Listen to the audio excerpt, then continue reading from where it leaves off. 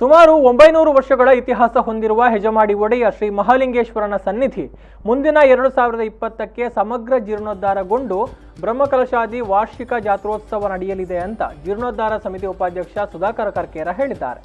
ದೇವಳದ ಆಡಳಿತ ಮುಕ್ತೇಸರ ದಯಾನಂದ ಹೆಜಮಾಡಿ ಹಾಗೂ ಜೀರ್ಣೋದ್ಧಾರ ಸಮಿತಿ ಅಧ್ಯಕ್ಷ ಪುಣೆ ಜಯಂತ ಶೆಟ್ಟಿ ಅವರ ನೇತೃತ್ವದಲ್ಲಿ ಸುಮಾರು 10 ಕೋಟಿ ರೂಪಾಯಿ ವೆಚ್ಚದಲ್ಲಿ ಆರಂಭಗೊಂಡಿದ್ದು, ಇದೀಗ ಪ್ರಪಂಚಕ್ಕೆ ಕೋವಿಡ್ ಬಾಧಿಸಿರುವುದರಿಂದ ಕೊಂಚ ಜೀರ್ಣೋದ್ಧಾರ ಕಾರ್ಯಕ್ಕೆ ತೊಡಕಾಗಿದೆ.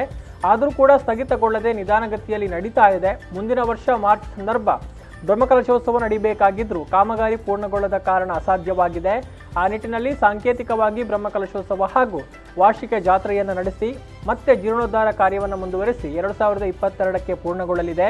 ಆ ಬಳಿಕ ಬ್ರಹ್ಮಕಲಶೋತ್ಸವ ಹಾಗೂ ವಾರ್ಷಿಕ ಜಾತ್ರೆ ಅದ್ದೂರಿಯಿಂದ ನಡೆಯಲಿದೆ ಅಂತ ಹೇಳಿದ್ದಾರೆ.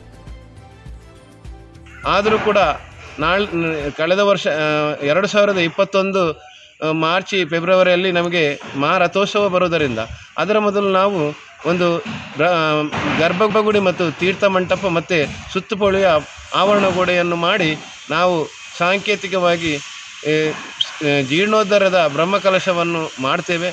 ಆನಂತರ ದೇವಸ್ಥಾನದ ರಥೋತ್ಸವವನ್ನು ಮುಗಿಸಿ ಪುನಃ ಸಂಕೋಚ ಮಾಡಿ 2021 ರಥೋತ್ಸವದ ಮೊದಲು ಸಮಗ್ರ ಜೀರ್ಣೋದ್ಧಾರ ಮಾಡಿ ಬ್ರಹ್ಮಕಲಶ ಮಾಡಬೇಕೆಂಬ ಇರಾದೆಯನ್ನು ನಾವೀಗ ಮಾಡ್ತಾ ಇದ್ದೇವೆ. ಖಂಡಿತವಾಗಿ ಇದೊಂದು ಈ ವಾರದಲ್ಲಿ ಚರ್ಚೆ ಮಾಡಿ ಇದರ ಬಗ್ಗೆ ತೀರ್ಮಾನವನ್ನು ಕೈಗೊಂಡು ಒಳ್ಳೆಯ ರೀತಿಯಲ್ಲಿ ಇದರ ಬಗ್ಗೆ ವ್ಯವಸ್ಥಿತವಾಗಿ ಕಾರ್ಯಕ್ರಮ ಮಾಡ್ತೇವೆ. ನಮಗೀಗ ಇದು ದೊಡ್ಡ